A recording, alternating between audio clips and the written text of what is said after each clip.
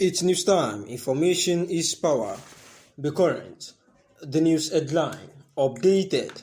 Jubilation in Zamfara as terrorist leaders Kakala, Auta, others bombed to death.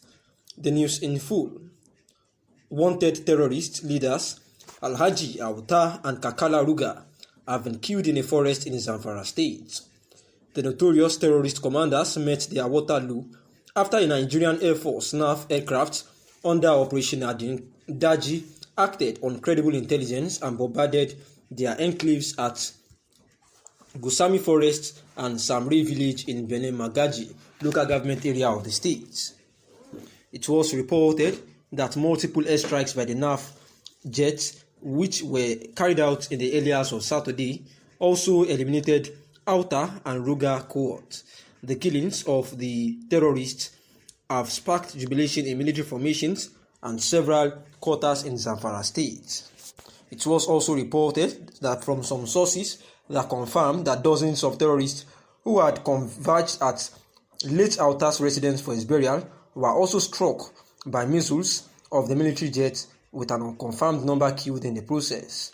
A military intelligence officer said that follow-up airstrikes conducted by the NAF fighter aircraft on fleeing bandits and those who took cover under trees within the area resulted in heavy casualties on the side of criminals, and for now, the whereabouts of other notorious bandits like Alhaji, Nashama, Shingi, and Alilu, who may either be incapacitated or on the run, remain unknown, the officer added. It was also gathered that from the military source that aggressive bombardment by the NAF aircraft have in recent times been very precise and effective in hitting bandit enclaves, eliminating their leadership and followers in the process. These operations have reassured citizens of the commitment of the dedication of the military and other security agencies towards bringing the threat posed by banditry under check in no distant time.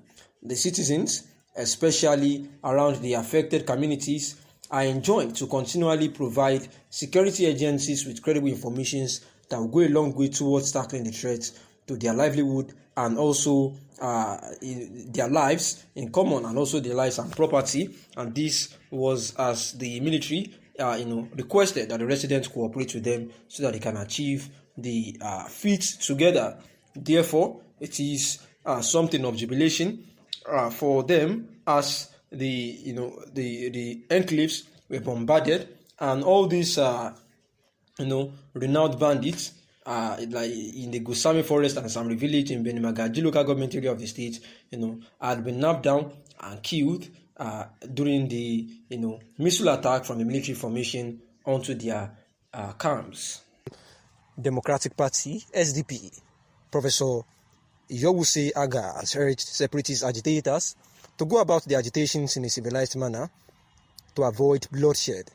In an interview with Vincent Kalu, the Professor Agia, a former senator who has served twice as minister and twice as ambassador, said that the 3 zones that have produced president should wait for the other 3 zones to have president. After that, he noted that the president should be chosen purely through popular contest, devoid of zoning. Many Nigerians have tried to go back in history to situate Nigerians' problems in the amalgamation of 1914.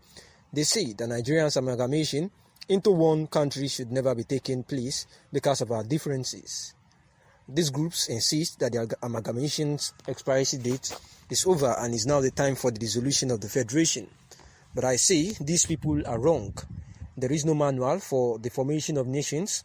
Wars, accidents, imperialism, necessity, agreement, arbitrations, and consensus have all given birth to countries.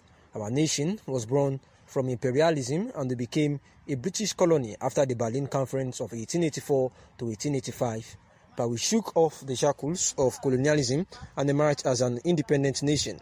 The whole world still understanding that Nigeria would be a great nation and would wipe away the tears of all black people of the world by building a great democracy and a republic where justice and honor, peace and progress will be showcased. The reasons for the failure to attain greatness are that we have poor leaders and poor followers who have not been able to make nation building their number one priority.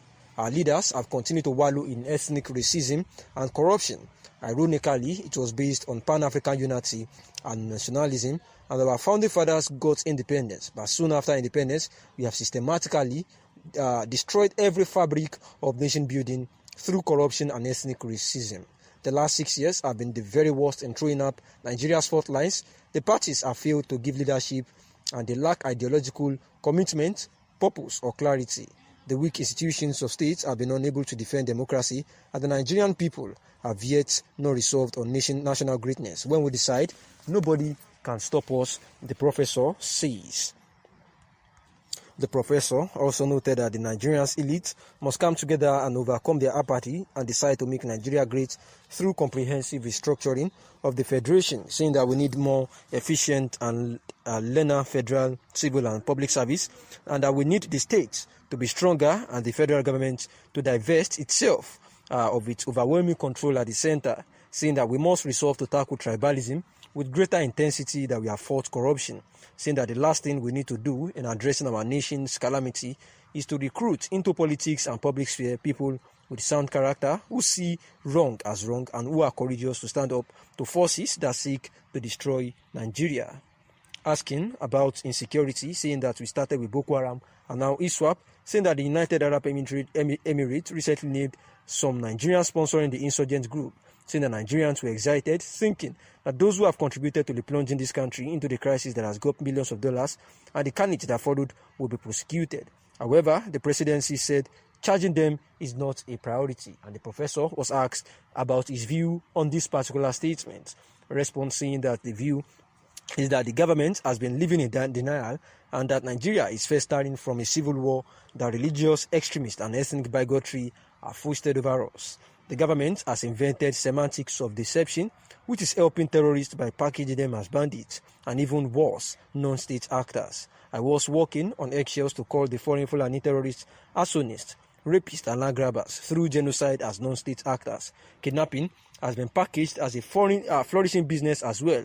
Perhaps this government is slowly manufacturing our consent and clandestining origin of our surrender to a Taliban-type insurrection, and the facts are too glaring to say otherwise, saying that the government knows the sponsor of these asymmetric wars and they know how to block their funding and know far more than they wish the public to know.